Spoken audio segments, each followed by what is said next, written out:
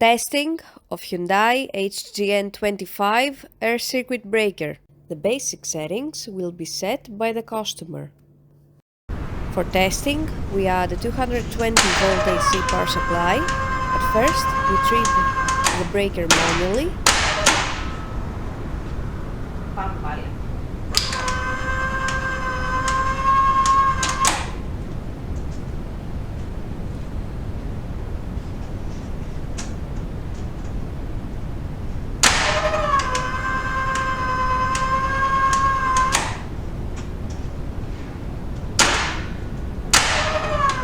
Then we trip the breaker with the help of the UVT.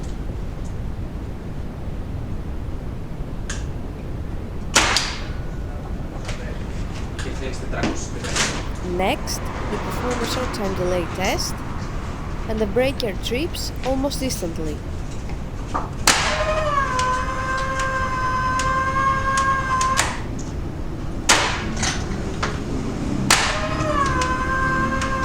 Lastly, we perform a long time delay test.